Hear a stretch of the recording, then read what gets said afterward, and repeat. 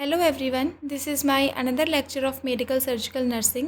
तो इस वीडियो में हम बात करेंगे निमोनिया के बारे में। तो वीडियो को स्टार्ट करते हैं।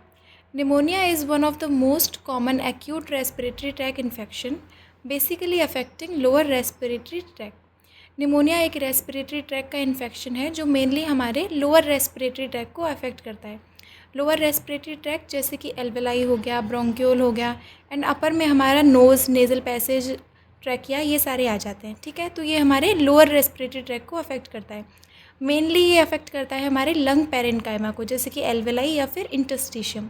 ठीक है, निमोनिया एक प्राइमरी डिसीज़ भी हो सकती है और बाकी की डिसीज़ की कॉम्प्लिकेशन भी हो सकती है। प्राइमरी डिसीज़ मतलब कि यहीं पे इन्फेक्शन हुआ और लंग में ही हमारा निमोनिया हो गया। और सेकेंडरी डिसीज़ की कॉम्प्लिकेशन का मतलब होता है कि जैसे कि हमें मीज़ल्स हुआ, मम्स हुआ या फिर कोई और डिसीज़ कंडीशन हुई जो अगर अच्छे से ट्रीट नहीं हुई तो उसकी वजह से निमोनिया हो गया। तो या तो ये प्राइमरी डिसीज़ भी हो सकती है और सेकेंडरी डिसीज़ भी हो सकती है। ठीक है, तो अब हम बात करते हैं निमोनिया की डेफिनेशन के बारे में। Pneumonia is an acute inflammation of lung parenchyma associated with alveolar filling with fluid, exudate and cellular debris.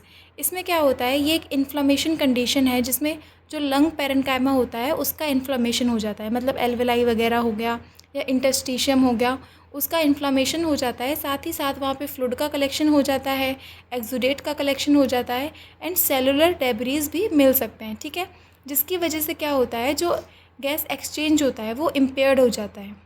इसके मेन फीचर्स होते हैं जो आपको निमोनिया में याद रखना है। जैसे कि सबसे पहला कि निमोनिया के केस में इन्फ्लामेशन होता है लंग पैरेन्काइमा का। ठीक है, दूसरा होता है इसमें एल्वेओलर फिलिंग होती है, फ्लूइड फिल्ड एल्वेलाई देखने को मिलती है निमोनिया के केस में।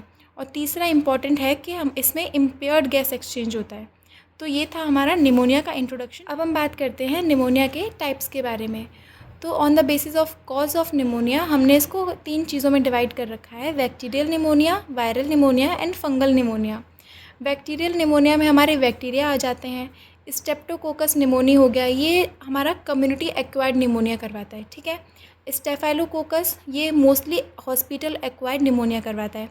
क्लेब्सिला हो गया, इससे भी निमोनिया होता है। हीमोफिलस इन्फ्लुएंजा, सूडोमोनास एरिजिनोसा, ये बेसिकली जो पेशेंट वेंटिलेटर पे होते हैं उनमें जो निमोनिया होता है उसका मोस्ट कॉमन कॉज जो होता है वो सूडोमोनास होता है।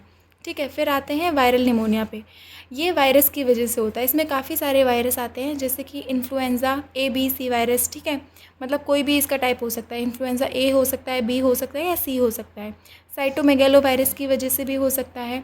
आरएसवी की वजह से भी होता है। आरएसवी होता है रेस्पिरेटरी सिंशिटियल वायरस। ठीक है, adeno virus and corona virus, इन सब की वजह से निमोनिया हो सकता है। फिर हम बात करते हैं कि फंगल निमोनिया के बारे में। ये फंगस की वजह से होता है, जैसे कि सबसे ज़्यादा इम्पॉर्टेंट है न्यूमोसिस्टिक जीरो वीसी। इसकी वजह से जो निमोनिया होता है बेसिकली इम्यूनो कॉम्प्रोमाइज्ड में होता है, जैसे कि एचआईवी पेशेंट हो गया। ठीक है, तो उनमें जो निमोनिया होता है उसका most common cause pneumocystis jiroveci का इन्फेक्शन ही होता है। ठीक है, फिर क्रिप्टोकोकस हो गया या कॉकिडियो माइकोसिस हो गया, हिस्टोप्लाज्मोसिस, एस्परजिलस, ये सारी फंजाई जो हैं ये सब भी निमोनिया कॉज कराती हैं।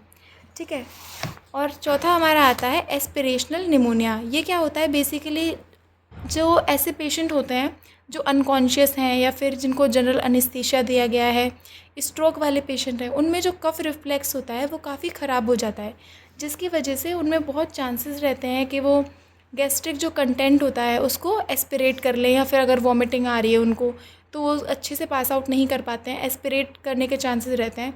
तो जब भी वो किसी सीक्रेशन को एस्पिरेट कर लेते हैं उसकी वजह से जो निमोनिया होता है वो एस्पिरेशनल निमोनिया होता है। ठीक है, now on the basis of clinical setting there are other types of pneumonia, जैसे कि कम्युनिटी एक्वायर्ड निमोनिया। मतलब अब किस लोकेशन पे कहाँ पे निमोनिया हो रहा है उसके बेस पे भी हमने निमोनिया को डिवाइड कर रखा है।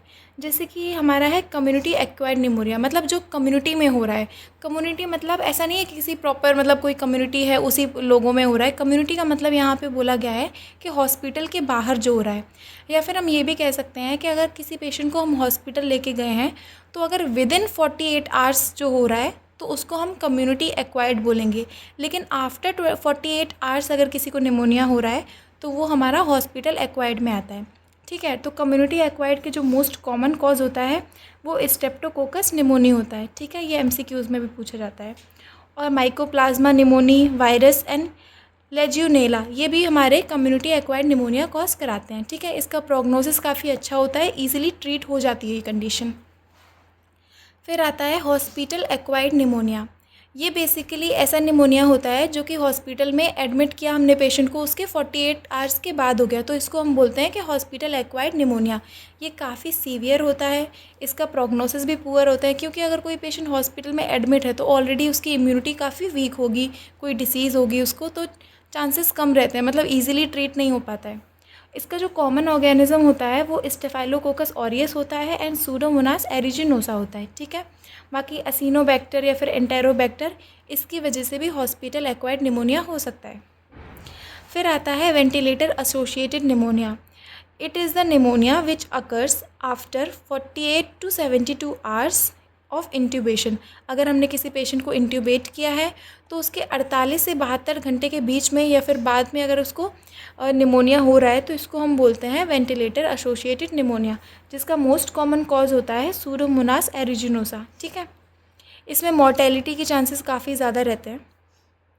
और सूडोमोनास के केस में जो स्पुटम होता है वो आपको ग्रीन कलर का देखने को मिलेगा, तो आप पहचान जाओगे कि मतलब ये जो इन्फेक्शन है वो सूडोमोनास का है, और इसमें फाउल स्मेलिंग स्पुटम देखने को मिलता है। फिर एक आता है हेल्थ केयर एसोसिएटेड निमोनिया। ठीक है, जो बेसिकली हमें उन पेशेंट में देखने को मिलता है जो कि कीमोथेरेपी पे होते हैं, हीमोडायलिसिस में होते हैं या फिर वुंड केयर करवाने आते हैं। अब बेसिकली बहुत लोगों को डाउट रहता है कि hospital acquired pneumonia and health care associated pneumonia, इन दोनों में डिफरेंस क्या है।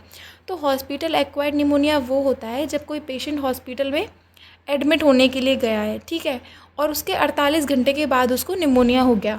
एंड हेल्थ केयर एसोसिएटेड का मतलब होता है कि पेशेंट एडमिट नहीं है हॉस्पिटल में, बट उससे हेल्थ केयर ले रहा है, मतलब किसी पर्पज़ के लिए जा रहा है और आ जा रहा है वापस, जैसे कि ड्रेसिंग करवाने जाए, या जो पेशेंट ड्रेसिंग कराने जाते हैं, या फिर जो हीमोडायलिसिस वाले पेशेंट होते हैं वो अपना प्रोसीजर करवा के फिर वापस चले जाते हैं, एडमिट नहीं होते हैं हॉस्पिटल में, तो उसमें आ जाते हैं हेल्थ केयर एसोसिएटेड निमोनिया।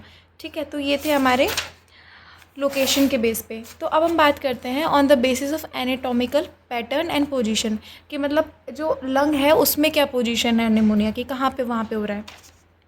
तो इसमें सबसे पहले आता है लोबर निमोनिया, फिर दूसरा होता है ब्रोंको निमोनिया, जिसको हम लोग लोब्यूलर भी बोलते हैं, एंड तीसरा होता है इंटरस्टिशियल निमोनिया। ठीक है, तो जो सबसे पहला वाला होता है it is most common and immobilise patient, या फिर उन पेशेंट में होता है जिनमें कफ डिमिनिस्ड होता है या फिर सीवियर इन्फेक्शन हो रहे हैं बार बार। ठीक है, तो उनमें लोबर निमोनिया होता है।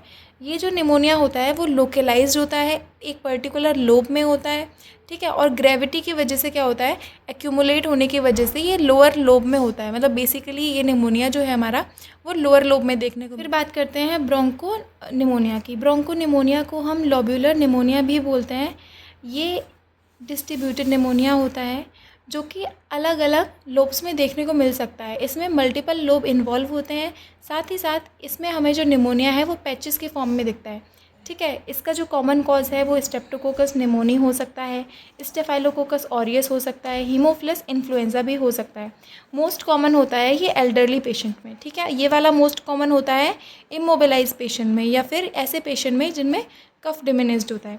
फिर एक आता है इंटरस्टिशियल निमोनिया। इंटरस्टिशियल निमोनिया को हम एटिपिकल निमोनिया भी बोलते हैं, क्योंकि बेसिकली हम निमोनिया जो हमारा टिपिकल का मतलब होता है जो एंशियंट टाइम से चला हुआ आ रहा है, या फिर हम पहले जो मानते थे, तो शुरू में निमोनिया को ऐसे माना जाता था कि निमोनिया एल्वेलाई की कंडीशन है। ठीक है, तो सिर्फ एल्वेलाई में ही फ्लूइड एक्यूमुलेट हो रहा है, तो इसलिए हम बाकी के निमोनियाज़ को टिपिकल निमोनिया बोलते थे। बट इसमें क्या हो रहा है, एल्वेलाई के बाहर जो इंटरस्टिशियल स्पेस है ये निमोनिया वहाँ पे हो रहा होता है, तो इसको हम टिपिकल नहीं बोलते हैं, इसको हम बोलते हैं एटिपिकल निमोनिया। ठीक है, इसमें क्या होता है, इन्फ्लेमेशन जो होता है अदर देन लंग पेरेन्काइमा होता है। ठीक है, इसका कॉज लेजियोनेला हो सकता है, क्लेप्सिला हो सकता है, और इसका मोस्ट कॉमन कॉज होता है माइकोप्लाज्मा। ठीक है, अब हम बात करते हैं निमोनिया के रिस्क फैक्टर के बारे में, कि मतलब किस किस को ये होने के ज़्यादा चांसेस रहते हैं। एज में अगर हम बात करते हैं तो जो यंग चाइल्ड होते हैं एंड एल्डर इंडिविजुअल होते हैं उनमें चांसेस ज़्यादा होते हैं। यंग चाइल्ड इसलिए क्योंकि उनमें इन्फेक्शन के चांसेस काफ़ी रहते हैं, इम्यूनिटी कम होती है, एंड एल्डर इंडिविजुअल का भी ये इम्यूनिटी वाला हो सकता है कि इम्यूनिटी उनमें भी कम रहती है, साथ ही साथ उनमें कफ काफ़ी डिमिनिस्ड रहता है, इसलिए इम्यूनो कॉम्प्रोमाइज्ड में हो सकता है, जैसे कि एड्स वाले पेशेंट हो गए, प्री एग्जिस्टिंग COPD, या फिर जैसे किसी को पहले से COPD है, एस्थमा है, कंजस्टिव हार्ट फेलियर है, ब्रोंकाइटिस है, तो ऐसे पेशेंट में भी देखने को मिल सकता है। या फिर जो लोग होते हैं स्मोकिंग ज़्यादा करते हैं, अल्कोहलिक होते हैं, उनमें इसकी होने के काफ़ी चांसेस होते हैं। लो सोशियो इकोनॉमिक स्टेटस वाले लोगों में भी हो सकता है। हॉस्पिटलाइज जो पेशेंट होते हैं, मतलब उनमें जो पेशेंट हॉस्पिटलाइज हैं तो उनमें इम्यूनिटी उनकी काफ़ी कम हो जाती है, ठीक है, तो उनमें होने के चांसेस काफ़ी रहते हैं। साथ ही साथ अगर वेंटिलेटर एसोसिएटेड निमोनिया है और ये सारी निमोनिया के चांसेस ज़्यादा रहते हैं। पेशेंट विद जनरल एनेस्थीसिया क्यों? क्योंकि ऐसे पेशेंट सिडेट होते हैं तो उनमें जो कफ वगैरह होता है वो डिमिनिश्ड होता है, तो उनमें एस्पिरेशनल निमोनिया देखने को मिल सकता है। ये सारे जो कंडीशन है इनमें एस्पिरेशनल निमोनिया देखने को मिल सकता है, ठीक है।